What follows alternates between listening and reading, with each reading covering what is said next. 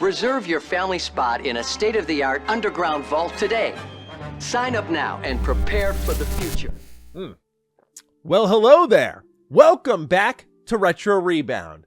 In today's video, I've got my emotional support Sly Cooper mug that I made myself. I have my emotional support dog. Why do I have all this support around me? Why do I need these crutches in my life right now? I dared to make a top 30 list. Today, I have gathered my favorite top 30 role-playing games in the genre. This is my bread and butter. This is the genre that raised your boy, and it was not easy to put together. Keep in mind, this is RPGs, not JRPGs, which we'll do another time. But right now, I want to focus on role-playing games, and this self-imposed challenge meant I had to make a lot of cuts here that I didn't want to make, but I came together with a list that I'm very happy with. I'm excited to present to you today, and I want you to present yours down below. What are some of your favorite role-playing games of all time? And of course, if you love or hate anything on this list, you can shout about it down below, by all means. With that, let's not delay any further and get into number 30 with Kingdoms of Amalur: Reckoning. I remember when this game was first announced, I didn't care about it. Then I tried the demo on Xbox 360 and I went,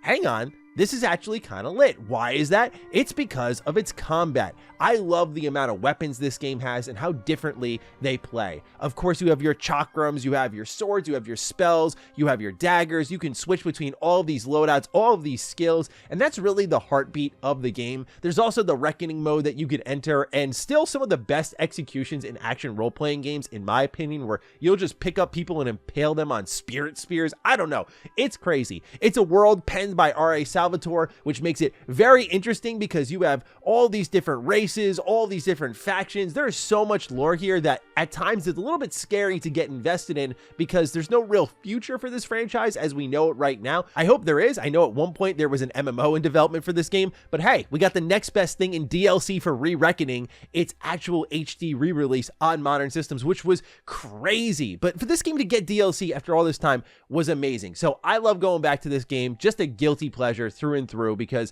while you're not really there for the story or the writing, it's all interesting enough. It's really about that combat and that build crafting. Number 29, Skyrim for Masochists, aka Kingdom Come Deliverance. There are very few games on the market that dedicate themselves to as realistic as mechanics as you can get in a video game without losing the video game-ness. So you're going to be watching after your hunger, you're going to be learning how to read, you're going to be going to sleep and waking up with bandits attacking you, you might go to sleep and wake up on the other side of the map. Like, anything can happen in Kingdom Come Deliverance. It's not an RPG in the level of choice and consequence, but rather how you play the game. You have an objective, but the quest design is so solid in that there are so many ways to approach it. Will you disguise yourself and enter maybe an enemy base and sneak in that way? Will you just kill them all? That combined with a very unique sword combat system really makes Kingdom Come Deliverance a true standout video game. Plus some lovable characters, some hilarious dialogue, some intentional memes, and just a world that you want to live in for hours and hours and hours. And how could you not have Kingdom Come Deliverance in your top 30 RPGs? Number 28 goes to Greedfall. Spiders is a really interesting game developer. They came around and they were like, hey, BioWare has fallen off. We're here to replace them. We want to fill the void they left behind. This was at the time that BioWare went from Mass Effect Andromeda to Anthem. So yeah, it was a dark time for BioWare boys and girls like myself. And what you get here with Greedfall is a pretty classic BioWare experience. It's a great story about colonialism, but I also just love the amount of choice and consequence this game packs. The action combat that reminds me a little bit of Jade Empire. Like, it's got a little bit of all these RPGs that I remember so fondly packed into this modern one that I feel just never got enough attention. In this story, you play as D. Sarday, so you have this kind of preset character, almost like your shepherd, and you're going to an island called Tier for D. And it's at this island that there's this mysterious illness, but also that you're going to determine the fate of said island. And sort of as the invaders of this land, it just poses a lot of interesting questions on the story front. But you combine that with a mixture of fantastical elements and colonial elements, and you get a really unique world state, as well as choices, and some pretty fun characters to boot. At number 27, we got a series that I almost forgot about when I was putting this list together, and that is Borderlands 2. Borderlands 2 is an amazing role-playing game. The amount of builds that you can do in this game is still absurd. There are builds I have not yet attempted in Borderlands 2 as someone who played that game over and over and over, because especially when you're playing it in co-op, everyone reserves a particular character, but there's just so many ways to play the game your first time through and then your second time through. Everything from the additional badass ranks to the new legendary tier weapons that they added to this game, and just the insane replayability. Plus, it is the last bastion of hope when it comes to Borderlands writing. Between the movie and 3 and Tiny Tina's Wonderlands, I've just given up on writing quality when it comes to this series, but Borderlands 2 has an amazing villain in Handsome Jack. It has genuine heartfelt moments that build off the cast of the first game, which was one of the biggest surprises of them all. I picked up Borderlands 2 in high school thinking I was going to get more shooting and looting, and I did get that with some amazing Easter eggs like the Dark Souls one, the TMNT one. That was all great. But also Borderlands 2 gave me something special in that I fell in love with the characters of the first game, and when I went back to Borderlands Game of the Year Edition, thanks to Borderlands 2's amazing writing, it just added so much to that first game. Number 26, we're going to be hearing from this company a lot on this list. Divinity Original Sin 1. I'll always remember my first time discovering this game. The reactive combat is really what took over for me. I loved how combat could break out anywhere on these maps, and when they did, anything was viable. Anything was a weapon. I could use a spell to make it rain, and then those puddles would form, and I would use a lightning bolt and stun someone in place. That is Divinity Original Sin in a nutshell. It is turn-based at its finest. It is emergent combat at its finest, but also it's co-op gaming at its finest. Playing through Divinity Original Sin with a friend is one of my fondest gaming memories. Larian sneakily makes some of the best co-op games in the industry because while they respect your time as well as your choices, they're also just completely great games to play alongside friends. It makes them less intimidating, and I just appreciate Divinity Original Sin 1 so much. I still have that Seal Market theme stuck in my head, and I think I always will. Number 25, The Witcher 2. Oh my god, man. I'll remember when I got my first gaming PC and I saw this on sale for $2. Best $2 I ever spent. I felt so bad I got this game for $2. There are some days, as much as I love The Witcher 3, that my heart says I like The Witcher 2 a little bit more. There's just something about the way the combat flows. It's not as clean as The Witcher 3, but there's almost this free flow sense to it. I love how politically tense at least the opening of The Witcher 2 is, and I especially love a game where I know the choices I'm making here are going to carry over into the follow-up game. But there's just something very quaint and peaceful and simple about The Witcher 2. This was before CD Projekt Red blew up. This is before they had The Witcher 3 and Cyberpunk on their hands, and they become the prominent RPG developers we know today. So The Witcher 2 handles things a little bit differently. It's not as clean and big as a Witcher 3, and that simplism, I think, lends itself really well to what The Witcher 2 is trying to do. You know, cleaner, tighter hub world areas are what I generally prefer in RPGs. It's not a massive open world game like you'd find in The Witcher 3. There's still places to explore and just stretch your legs a little bit, but just seeing Geralt in this sort of form where it's not The Witcher 1 and extremely old, but it's not The Witcher 3, which is fully modern gaming, and you just get something that falls very specially in between the two that I just have such a soft spot for. It's character writing and dialogue as Geralt kind of learns about himself as he's falling in love with Triss, and you're not sure if that's like the right or wrong thing to do. Makes for a really compelling adventure. Number 24. First of many, Fallout 2. All right, so the Fallout franchise is my favorite in video games.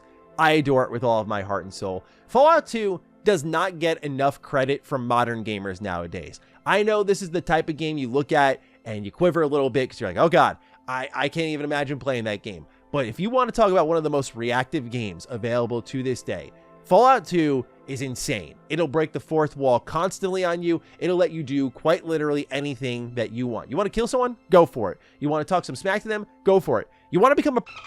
Yeah, really, go for it. Like, you can do all these things. But Fallout 2 also features some of my favorite locations in Fallout. For example, MODOK. This is a really peaceful town that has one of the best tracks I've ever heard in the Fallout franchise. It's called Dreamtown. But around that same area, I can also make a prank call to the Enclave, who will then curse me out and lose their minds and then come and shoot me and kill me. And that is a fail state for the game. Fallout 2, much like Fallout 1, is loaded with fail states.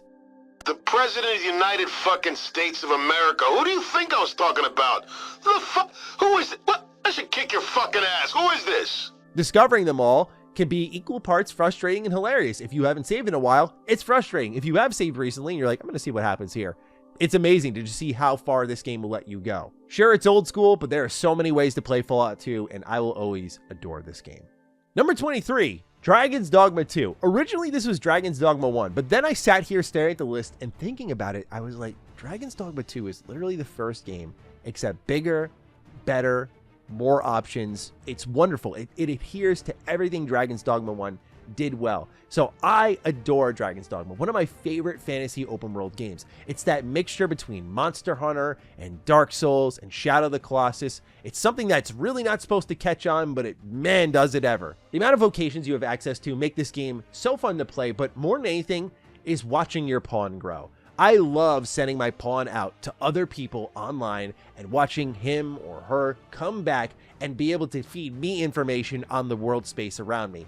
It just leads to a really interesting, almost strand game moment, if you want to bring some Kojima terminology into the mix, where despite Dragon's Dogma 2 not being a multiplayer game like many people have requested, that's what makes it so special, is that Dragon's Dogma 2 has this element of jolly cooperation that you just can't find anywhere else. The challenging boss fights, the moments where two huge bosses are going to fight against each other and you're going to get in the middle of it.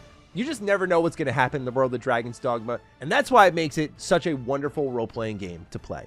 Number 22. My heart told me put this way higher, but it was simply because I wanted to send a message, so I'm just going to emphasize here, you got to check this one out, Vampire. I love how reactive the world is in Vampire. Everyone in this game has their own relationship with one another. They have their own connections, and certain choices you make and things you do will determine the outcome of these people. And in turn, it will determine the outcome of the districts they reside in, and they can all just burn to the ground. And based on those choices, you might encounter more vampires on the street.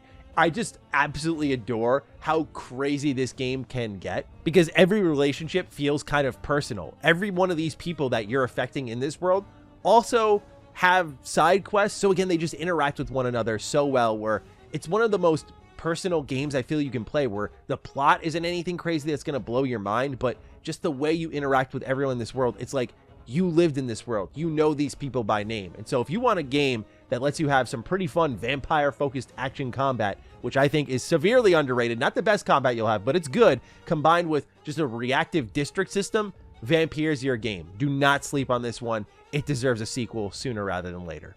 Number 21 goes to the Banner Saga. There's very few series in gaming that decide to sit down and say, you know what?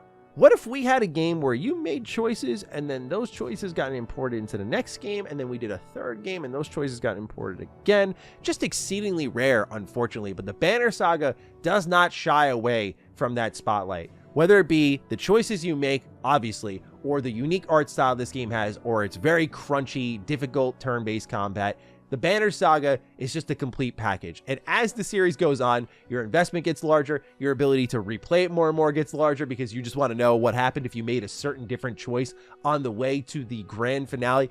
It is an incredible trilogy, but I just want to shout out the first one as a beautiful starting point. I played it on Nintendo Switch, and I loved it. In fact, I remember playing it when my power was out. It was my only option, and I was actually skipping out on the latest Smash Bros. Game to play this one. It was that good. Check it out.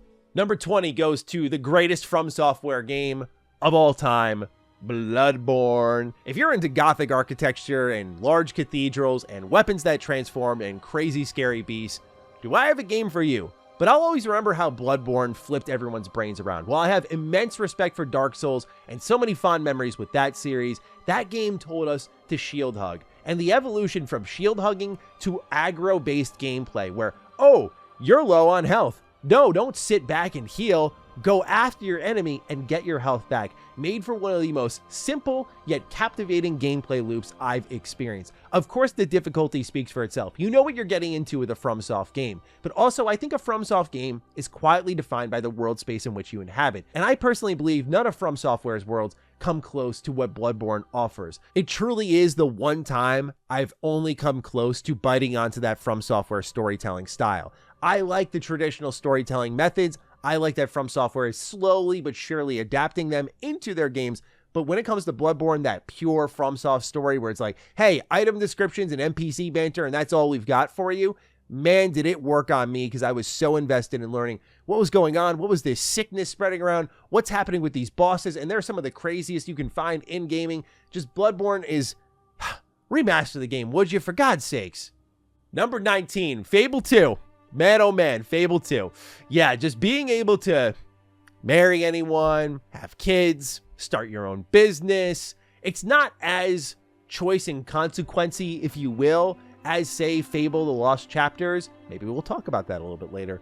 But man, Fable 2, the amount of options you have at your disposal for just how you want to live your life was such a revolutionary thing at the time for console gaming. Just being able to run around this big world that was bigger than the first Fable and give gifts to people and fall in love with them and hire them and doing these jobs and collecting money and having these mini games. Like, it was the life sim at the same time as the fantasy RPG. And don't get me wrong, there were still choices. Like, there's a time that you could decide whether or not you want to pretty much burn down an entire village. They're just not as frequent as the first game, but good lord, when they appear, they're pretty heavy. I also just love the opening of Fable 2. The snow falling, starting as an orphan, just trying to find your way in this world. It's so cozy. I remember playing it on a December night and just being immediately grabbed by this one. There was something special about this era of RPGs on the 360, and Fable 2 was just one of my best gaming memories. But so was number 18, The Outer Worlds. Oh man, you want to talk about like criminally slept on RPG, in my opinion. Whenever I see conversation on this game, it's like, oh man, you know, The Outer Worlds could have been so good. I'm like, I don't know what y'all are playing. Like, sincerely, don't know what y'all are playing. There's so many dialogue options in this game. There's so many times that you can skill check through moments in the game. Like, oh, you don't want to fight. You can skill check around that. Oh, you want to have a clever solution where you send like a bunch of robots to raid a town and kill everyone. Oh, you can do that. Oh, you want to side with a corporation that pretty much wants to bury people and then collect taxes on the dead people through their living family members. Oh, you can do that. Oh, you want to fly into the sun because you have a low intelligence build and end the game there. You can do that. This game provides so many awesome choices and then has some of the best-in-class DLC when it comes to Murder on Eridanos, which turns it into a sleuthing detective game. It's incredible from top to bottom what The Outer Worlds offers you as a player. The only real knock on the game, I think, is that the combat just kind of exists. It's not the worst thing in the world. It's just kind of boring at the end of the day because you just point and shoot, and none of the AI is really challenging enough where you're really ever going to feel threatened. So the only real threat in the game is if you decide to accept the flaws, which is a really unique system where, oh, you want to have arachnophobia, you can have that, you'll get a perk point, but you're also going to take more damage from spiders. There's the supernova difficulty mode. Like, this game has options galore. Why people do not celebrate The Outer Worlds more often is beyond me, but don't worry, I'm doing my part at number 18. Number 17. This is where the list gets a little tough because now I'm starting to make choices that are getting more and more personal. This is a game that no doubt has done something incredibly important for our industry and one of my favorite all-time developers. At the same time, it is a little bit difficult, I'm being generous, a lot of bit difficult to play nowadays. I'm talking about you, Morrowind. Morrowind was my first ever Bethesda Game Studios game. It was also one of the first times I bent the knee and said, I'm going to use cheat codes because I don't know how to play this game and I don't know why I'm swinging my sword and I'm whiffing on enemies. I don't get all this, but I love the music and I just love seeing like dark elves and high elves and Nords and all these different fantasy races interacting with each other, and I can talk to anyone and just get lost in this massive world. Like, all that was captivating enough for me as a kid where I would just use cheat codes, restore my health anytime someone dared to fight me, and I would just continue to wander and not know what the hell was going on. What's funny is now in my adulthood, I still kind of have a similar approach to Morrowind. There's no sense of knowledge of this world. It's just lawless and dangerous. And while I'm still not a fan of the combat and how it approaches things, where I think Oblivion does it much better, Morrowind is an important game because Bethesda Game Studios, one of the best ever role-playing game developers, had their back against the wall. And without Morrowind, they would not be there to deliver games like Oblivion, Skyrim, Fallout 3, and so on. So it's a very important game in that regard. I'll always appreciate it, but it's also, in the terms of the Bethesda Game Studios pantheon, one of my least favorite games from them when it comes to their goats. But if you're like the lowest on the goat totem pole, you're still a goat. So many of you are probably scratching your head like, where's BioWare? Well, let it begin. Mass Effect 1 is here at number 16. I adore Mass Effect 1, and in many ways, I kind of like Mass Effect 1 more than Mass Effect 2. The ability to land on any planet, drive around on it, that sense of isolation and loneliness is so captivating to me, as well as just finding like a random enemy base on these desolate planets and going like, I wonder what you're doing out here. Like, this is really tough to find. Like, they could be doing anything out here. It just captures my imagination. But Mass Effect 1, particularly during its final stretch, has some of the craziest, far-reaching choices that an RPG can offer you, where some of your main characters that impact the story in Mass Effect 3 can die, that you can kill yourself. And one of those choices does end up circling back to you as a party member in Mass Effect 3. I just think it's a perfect example of beautiful planning for your narrative across multiple games. Something that is seldom done nowadays. To me, Mass Effect 3 is just aged gracefully through the Legendary Edition, might I add, in both its writing, its storytelling, its choices, and even nowadays, thanks to that Legendary Edition, its gameplay. Sticking with BioWare at number 15, I gotta give it up to BioWare's unsung hero in Jade Empire. Did you know that they contacted a linguist to make their own language for this game? It's a true story. This is a Chinese steampunk world. They made their own language for it. Like, Jade Empire deserves such a better fate than to go out there and effectively flop and not be talked about at all by even BioWare's most faithful communities. It is also a time in BioWare's history where they decided to pursue more action combat. Outside of Dragon Age Origins, this was the beginning of BioWare making action games. They would go on to make games like Mass Effect 1 and 2 and 3 and Dragon Age 2 and Inquisition. So Jade Empire was this really interesting research and development project effectively that turned into everything BioWare is effectively nowadays. However, Jade Empire is the perfect hybrid that BioWare never really got the balance on outside of Mass Effect. By that I mean that Jade Empire still has the choice and consequence of a game prior to it in Knights of the Old Republic, but also has the action combat that makes it engaging and more inviting than, say, a Star Wars Knights of the Old Republic. KOTOR is a game that people look at and go, well, I don't want to wait for my character to attack. Meanwhile, Jade Empire lets you attack whenever you want. You can choose a bunch of different fighting styles. You can learn from different masters across the world, different fighting styles, from 1,000 cuts to, I think, like waving winds or something like that. And they all have different animations and ways to target different enemies, and they have different weaknesses. It's not amazing on the companion front as far as I'm concerned, but there's choices that you can make, like one in particular involving a group of pirates, another involving an orphanage, that are just like, this game gets really dark. Again, it is BioWare's unsung hero, and it is a travesty that it never got another entry. It is an even greater travesty that not enough people know about it to ask for that sequel. Number 14 has to go to Divinity Original Sin 2. For one reason and one reason only. Divinity Original Sin 2 is an incredible game, but even going back, you know, Fort Joy kind of gets in the way, right? It's like this effectively elongated prologue section. Then you get to the mainland. When you get to the mainland, things open up. But in particular, what I love most about Divinity Original Sin 2 is the tag system. It is the only game on this list where, as you make more choices, your character develops new traits. Oh, you're going to keep being evil. You're going to get the villain tag. And that villain tag is going to open up brand new options for you. And that is because you consistently role-played as a certain type of character. So if you're really going in one direction, Divinity Original Sin 2 is the only game to reinforce that. It still has the same combat that I described in the first game. It is incredible and reactive. It is still 4-player co-op, and at least having an additional co-op member is the best way to play a Divinity game, in my opinion. It is sneakily one of the best RPG co-op experiences you can have. It still has best-in-class reactive dynamic combat, but also that tag system just won my heart. It's so good. But above that is a game that also doesn't get enough credit, and that is Wasteland 3. Wasteland 3 you can also play in co-op. This is a game that understands turn-based combat and what you don't like about it. Oh, you don't want to wait for your turn to go. The enemy moves all at once in a single turn. All the enemies move around the map, shoot at you. Everything happens pretty instantaneously. So the game puts you in control of things immediately. But the Wasteland series is what gave birth to my favorite series in Fallout. So if you like Fallout, you're going to love Wasteland.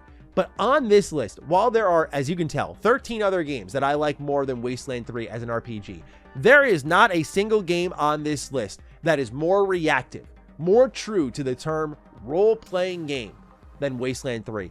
Yes, that includes games like Baldur's Gate 3. Yes, that includes games like Divinity Original Sin 2. Yes, this includes games like even a Knights of the Old Republic 2. There are so many games on this list that are highly reactive. A Witcher 3, it's got that beat too. Wasteland 3 is spiderwebs beyond spiderwebs. It is insane how far-reaching this game is with choices, how many alternate scenarios, special states that you can unlock just by losing your damn mind. There are so many ways to build craft, and the amount of customization that these builds have, from the actual character stats to the perks that you can unlock, the play styles they enable, it is just such an absolute blast to play over and over and over. Truly, if you have not experienced one of the most reactive games ever made, if you've not checked it out, you owe it to yourself to do so before Clockwork Revolution comes around from inXile Games, and knocks you on your ass and says, why have I been sleeping on this team for so long?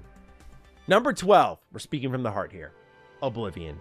Oh, Oblivion. So just takes everything I complained about with Morrowind and just gets rid of it. Oh, you don't like whiffing in combat? We got you. But also, Oblivion was the game that made me realize how much I love Bethesda Game Studios. I'll always remember being in an Xbox Live party, and back in the old days on Xbox Live, you'd see every game everyone was playing in the party. It was all like Call of Duty 4 or World at War at that time, and there's me alone in the party just playing Elder Scrolls 4 Oblivion. People were like, what are you doing? Get on COD. Peer pressure could not break me off this game. Everything from the Thieves Guild to the Dark Brotherhood questline, which is amazing in this game. Oblivion is the truest open world that you can experience, where you can just wander and wander and wander. Nowadays, hasn't aged as favorably, to be frank, but there is just a special feeling to this world, to its characters, to its factions, as well as, of course, its beautiful music. But there is one fantasy game that I think has a beat.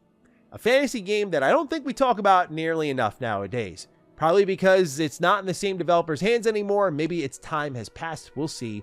But that's Fable: The Lost Chapters. I didn't know how much I really loved Fable: The Lost Chapters. If you told me before I put this list together, you probably think this is close to a top 10 RPG of all time. I wouldn't argue you, but I'd say, are you sure? I don't know. I feel like there's others. But then I got to thinking about it. I got to thinking about how your character starts off as this orphan in a village that gets attacked by bandits, and how this story evolves, how it involves your sister and what happens to her, and each step of the way, the choices you can make thanks to the Lost Chapters, the new weapons, the new quests. This game is just, I think the best word for it is insane. Especially the ending sequence from Lost Chapters. The amount of people, like, I played this game as an evil person. So the amount of people in Fable: Lost Chapters, like any major character you meet, anyone, you can kill. Anyone you want, you can kill at some point in this story. And it is hilarious. Fable has a brilliant sense of humor while still managing to be very serious, but it was always at its peak with Game 1. Because Game 1, when you're farting on people and you're running around and joking around, you're like, oh, this couldn't get morbid. And then you get to the end of the game and you're just like, what is happening, man? Again, I look at the sister character in Fable: The Lost Chapters as the shining example of that twist on the tone in the game, where you're like, well, whoa, this is serious. Hang on now. Seriously, it's an incredible video game. You owe it to yourself to check it out.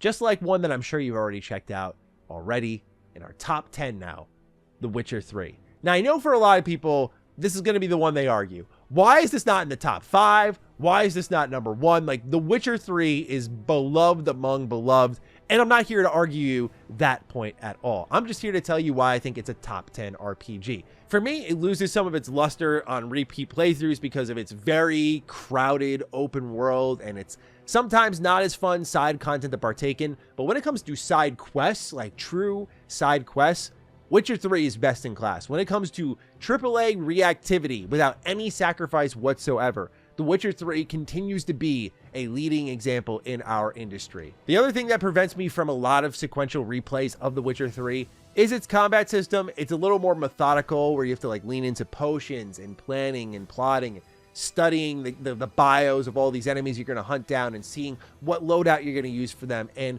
it feels like, to me at least, it clashes a bit with the design of the game, which is supposed to be more welcoming and accessible, and all of a sudden it becomes incredibly hardcore, where I personally don't love the combat on those repeat runs as much as I did when I was learning the world and engaging with everything for the first time. But that doesn't make it bad by any means. It puts it in the top 10 category because, again, it is the gold standard for RPGs no matter what. Because this was a game that came at a time where developers were saying, like, look, we only can pick and choose. And here comes CD Projekt Red and says, no, you can have your incredible story with length, with open world content, and a card game that's super addicting with reactivity on saves that have imported from The Witcher 2, with those choices accounted for as well, with lots of unique cameos and interactions and just dialogue lines. Like, The Witcher 3 is a leader in the RPG category for good reason and will continue to be probably forever. But there is one CD Projekt Red game I love more. I love above them all, in fact, if you couldn't tell by this list, and that is Cyberpunk 2077. When this game first came out, I went on record of saying it is one of the best RPGs of the generation.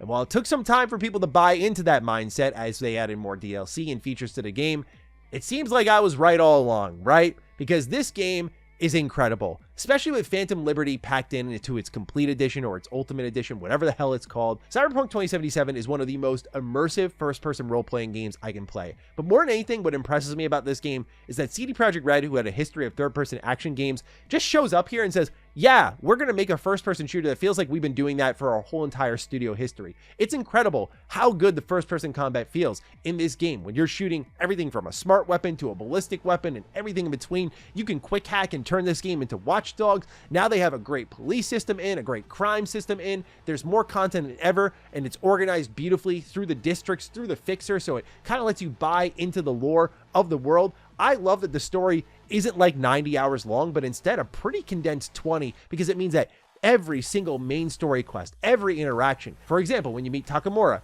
just feels so impactful. Learning the story behind Arasaka, learning about this world, learning about Johnny Silverhand, it is so captivating. And by the end, all those choices you can make just come to a head, especially now with Phantom Liberty, and it just has high impact. It is still one of my favorite role-playing games to go back to, because my God, is it just like so fun to play, but also just the world and the pacing of its dialogue, right? Like when the music kind of kicks in as you see time is winding down, the choice you have to make. Like just, oh, it's so good. It's so good. Just like Mass Effect 2 at number 8. Mass Effect 2 really is the best Mass Effect game when we're speaking objectively here. I mean, everything from the suicide mission all the way to the overhauled gameplay, Mass Effect 2 just blows my socks off every time, man. I mean, you look at when Mass Effect 1 came out, it was more RPG than shooter. And then Mass Effect 2 does the same thing that Witcher 3 does. No, you don't have to make a sacrifice. You can be an RPG and a great third-person shooter. The combat in Mass Effect 2 felt unreasonably good because you had the ability to Vanguard dive on people and ground pound. Even the soldier class felt really good, really powerful. Like there's just so many ways to play in Mass Effect. Importing your saves into this game gave you a whole new level of reactivity, but it really is leaning into that suicide mission where it's all on the line. Who's going to make it?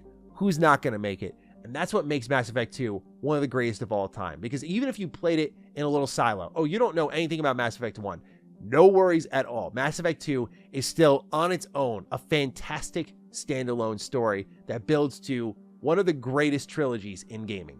Number 7's got to go to Skyrim. This is the game that every time you fire it up, you remember why you fell in love with it in the first place. There is just an it factor to Skyrim that is indescribable. It's intangible at times. I've been through this world more times than I can count. I probably know it better than my local town just because I have lived here for 13, 14 years, man. Like, Skyrim is an unforgettable open world experience. It's not full of choice and consequence. Its story isn't that great. Hell, even some of the faction storylines, they're all right. There's nothing there that really blows my socks off, but Skyrim just masters the feeling of adventure. There's nothing more exciting than firing up that new Skyrim playthrough, stepping out into its world, and having that true feeling of, you see that over there?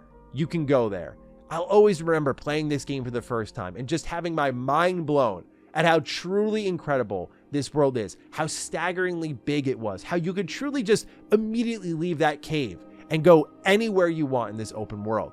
Skyrim is just still the GOAT, man. It really is. Combined with, like any other Elder Scrolls game, a beautiful score. Everything from Secunda to from past to present, it's just a coziness to this world. It's the one game where I sometimes just like sit in a rocking chair and hang out by the campfire and just kill some time. Its DLC is still wonderful, man. I remember playing Hearthfire for the first time and not knowing it would lead into all the settlement modes we got, but just playing it as part of this already gargantuan open world experience where I was already a stealth archer. Now I can build my own homestead and I can upgrade it, and then I can go ride a dragon in the Dragonborn DLC. And plus the legendary weapons and armor in this game were incredible. The rare loot was incredible because they all had unique properties, something that I wish Bethesda Game Studios did to this day.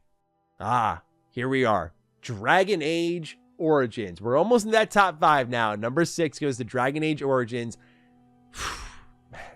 You could argue this is the best character cast in gaming. Morrigan, Leliana, Alistair.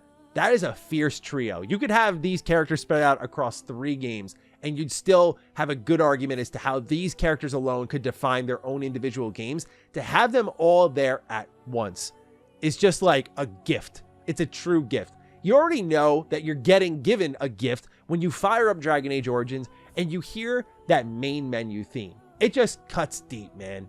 But Dragon Age Origins, obviously looking at where the series ends up now, withstanding such simple beginnings. You have an origin story, which, what RPG does this nowadays? Just, oh, choose your origin story, and your intro is going to be different because of that. Like, when was the last time we got something like that? Can someone tell me? Because I certainly feel like Dragon Age Origins is the only game to really do that. I always love starting off as an elf in the Alien Age. I think it just really makes you sympathetic to what's happening with the elves and the sort of treatment that they face, like that sort of racism and how they're being enslaved and they're just living a crappy life despite what's happening with the Darkspawn and how there's much bigger problems to worry about. I think it just depicts a very ugly world that is here in Ferelden. And that's thanks to those origin stories, because I get to know my character and the people around it, the world around it, and then I become a Grey Warden. And that elevates the plot to a whole other level as King Cailan gets betrayed, and in one of the most epic yet heartbreaking scenes I've seen in gaming. And from there, you don't have to choose who are going to be your forces to battle back the Darkspawn. Are you going to hire some werewolves? Do you want to screw over the elves and really make them feel some pain? Go ahead, bring the werewolves to the fight. What an incredible, empowering feeling for the player to really choose who's going to be your army, and it could be the craziest options imaginable. You'll get involved with the mages and the Templars and have to figure out their problems, but only one of those sides can come with you to this war. It is so simple yet so deep, and it is an evolution of Knights of the Old Republic, because good Lord Almighty, that combat system, it was serviceable enough, but Dragon Age Origins takes those ideas and runs a mile with them. Top 5 time. And if you know me, you could probably guess all of these already. So let's get into it with Fallout New Vegas. I know. Oh my gosh. Does that mean he's putting another Fallout game higher than this? Certainly not. We'll find out. But Fallout New Vegas is a game that I took a while to appreciate. It really wasn't until 2014 that I did a hardcore mode playthrough. And it was there I went, you know what? I get it now. My biggest gripe with Fallout New Vegas was that anytime I wandered its open world, some locations came across incredibly useless. Oh, a magazine here, a couple of bits of food there, a bed here. Why? Why any of this? But then I played it in hardcore mode, and everything around me became useful, and in turn, the world felt more interactable than ever before. Combined with some just incredible writing and engaging side characters like, of course, Arcade Gannon is a standout there, but I think Lily is interesting. I think you got characters like Ulysses, who just in the DLC blow my mind. This is best in class downloadable content because all of it serves to build up that endgame. The fact that by the end of Lonesome Road, you can make a choice that will literally impact the open world you're exploring. Like, do you want to just bomb the Long 15? Do you just want to launch a nuke on that? You can. Do you want the NCR to hate you and be completely removed from the main story? You now have that choice. They just don't make games like they used to, and this is one of the best cases that you can use in favor of that argument. Sure, the shooting's not that great. I don't care. I don't care at all. The shooting doesn't have to be great in a game where I'm wandering a very captivating open world with some of gaming's most interesting characters and some of its most insane choices. But also just, I'll always remember getting to the Strip for the first time when I was in high school and being incredibly underwhelmed. But nowadays, there really is that special feeling when you hit there, the music kicks in, and it's just like, man, it's good to be home. Number 4 goes to Baldur's Gate 3.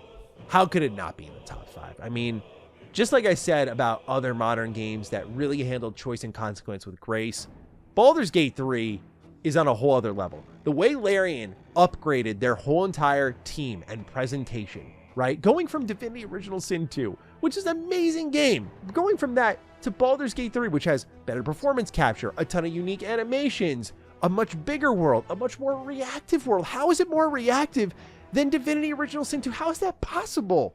How do you do that and upgrade everything around it? It's unheard of. Larian did an impossible feat in a day and age where modern game developers are sitting there and telling you to expect less, and they delivered above and beyond. You will beat Baldur's Gate 3 once, and I've seen maybe, 50% of the content there, just based on the origin stories that exist, the choices that you missed on your first playthrough, the Dark Urge playthrough, which is basically a direct sequel to Baldur's Gate 2 unto itself. Like, what? This is just here. This is all just here. No add-on content, no paid premium DLC. It's just literally right here. It is incredible what this team pulled off. And of course, the characters. Shout out to my girl, Karlak. She is just so incredible and funny and has one of the best performances in gaming. You got to throw Shadowheart in the mix. There's just, everyone's great in this game. I love Will. I love everyone. Gale is incredible. Every character in this game rules. And I think it's really because of that elevation of presentation quality. Whenever I imagined a modern BioWare game in the truest sense, right? Like its combat to its dialogue, Baldur's Gate 3 is what I imagined. These are the games that raised me as a kid, and to see them still being around and relevant to this day just makes my heart sing. All right, we're in the top 3. This is where the list gets very matty. So I mentioned Fallout earlier, favorite gaming series, and it all started with Fallout 3 for me. I'm going to try not to make this long-winded, but no promises. Fallout 3 has the best atmosphere in a video game I've ever experienced. Just like with Skyrim, there is that feeling of just dropping in the world and going, oh man, this is so special. And that is why I always love a Bethesda Game Studios open world. And it's why Starfield failed a lot of people, because that unbroken experience of just taking in the sights and the sounds and the painstaking detail of which Bethesda Game Studios open worlds are crafted with, where I know they're not the best lookers, but they are incredible in the way that they are decorated and cluttered, and how real they just seem to feel, especially in a series like Fallout, with the themes it tackles, from capitalism to nuclear war and just man's greed and weapons that we get that we should not be able to handle because we don't know how to control that power. It tackles all of that and throws you into a lawless world where it's like, well, okay, if you were in this spot, what would you do? Would you become a cannibal? Would you eat everyone? Would you start helping people and just becoming the beacon of the wasteland? What would you do? And at the heart of this is these unlikely performances that show up in old Bethesda Game Studios game. Like, hey, here's Liam Neeson. He's your dad. Have fun. But it's amazing, dude. It's amazing. I wish that more Bethesda Game Studios games had these sort of star-studded performers just show up out of nowhere. Technically, you get a little bit of that, like Courtney Ford is in Fallout 4, but you don't get that really quite on this level, like a Liam Neeson in Fallout 3, just because. That's amazing to me. Fallout 3 also just has some of my favorite side quests in gaming, like finding independence, just literally finding the Declaration of Independence in this post-apocalyptic world. Just, it sets my brain on fire. Like, I'm just like, this is so cool. Like, this is such an amazing game world where you still have remnants of US history littered about a post-apocalyptic world where it's like, are we going to rebuild? Should we just accept the crap we're in? It just asks a lot of thoughtful questions. And plus, this is where I learned to love 50s music. Fallout 3 just defined so much of my life, and I'll always be thankful for it. That's me trying to keep it brief. I could go on. So this is where it gets tricky. I have to do 1 and 2 at the same time, because it's very difficult to talk about these independently, because they're very closely connected with one another. But what will surprise you here with this list is, for those who know me well, I think you could guess what number 1 is. But being objective, looking at the role-playing ability here, I had to put a certain sequel above my favorite game of all time. So, number 2, Star Wars Knights of the Old Republic. That means that my favorite role-playing game of all time goes to Star Wars Knights of the Old Republic 2. Look, I just love this series with all of my heart and soul. Every time I fire it up, I get emotional. You know, I don't sit there and cry, but it's like my brain just travels back in time. I'll always remember finding the copy of KOTOR 1 in a Circuit City bargain bin with my dad, and then finding KOTOR 2 at Blockbuster and renting it and no-lifing it and adoring it, and then buying it myself at a Best Buy so I could play it over and over again. KOTOR 1 is the most important game and will always be the most important game I play across my entire lifespan. It is the game that I remember reading Choose Your Own Adventure books at Barnes & Noble and just saying, I wish a video game let me do this. And when I found Knights of the Old Republic and it said, choose the light side or the dark side, I said, oh my God, is this it? And I start up the game and you get to create your own character. And it's like all of my wildest dreams were just manifesting before me. But it was also in Star Wars, which I love. This is one of my favorite IP. But more than anything, when it comes to Star Wars Knights of the Old Republic, right? This is during the hype of the prequels, right? I just saw Episode 3, Revenge of the Sith. My kid brain is on fire. And I get handed this game. It was a dream come true. But also, I love how detached this series is from really traditional Star Wars, even at its peak with the original trilogy. This is a whole different era, much more politically driven. And because of that, you get to make really light or dark choices depending on how you want to go about your character in the first KOTOR, where it's a little more linear, if you will. It's really just about being good or bad. And a lot of that reactivity is more instanced and isolated, whereas the far-reaching stuff happens toward the very end points of the game, from killing party members all the way to who you are and what's going on with this ending and how it sets things up. But Knights of the Old Republic 2, why does it take the cake for me? It's just because the way it carries the torch from KOTOR 1 to 2 and has across this entire list, in my opinion, best character writing in a video game ever. Just listening to characters like Kreia condemn you on your choices. The performance has such conviction to it, but at the same time, the way it's written is that very elegant, poetic way a Jedi would speak. It feels like actual characters from Star Wars wrote this game. The way that Obsidian just captured the Star Wars universe so perfectly in its character dialogue will always blow my mind. Of course, you have HK-47, first introduced in the first game. He's back here. So you have the quippy, smart-ass dialogue. But then you have Bayodur, this quiet, soft-spoken, traumatized war veteran. You have Visas Mar, who is this Mira Luca that has fallen to the dark side and is doing the bidding of a Darth Sith Lord. But can you convert her? And if you convert her, will you lead her down a path of vengeance or hope? The amount of choice and agency you have over your characters on your party and who they can become and how you can actually become not this void in the Force, but someone who restores the Force in others and turns them into Jedis. Every time I go through this game, its influence system, its light and dark side system, its reactivity, both near and far reaching, blows my mind. I don't know how humans, especially in a pre-AI world, could conjure up a script this good. Yes, the ending in KOTOR 2 lacks, even with the restored content mod. I'll give you that. But I don't even care at a certain point. It really is about all of the reactivity throughout and just the way I can approach this playthrough any way I want. Technically, by all means, and it's still my favorite game of all time, Knights of the Old Republic 1 is the better made game. It's more conclusive. It has an actual reactive ending. KOTOR 2 does funnel a bit, but KOTOR 2's entire ride of like 30 plus hours is just so reactive, so crazy, so intriguing, so thoughtful, and it still has all the systems I love from KOTOR 1. And plus, it's built upon the worlds that you explored and they were so full of life, and now they're destroyed and lifeless and dark and hopeless. It's borderline a post-apocalyptic video game. It is such a difference in tone and atmosphere compared to the first one, and it captures me in the same way the first KOTOR does, but at the same time, it's entirely different.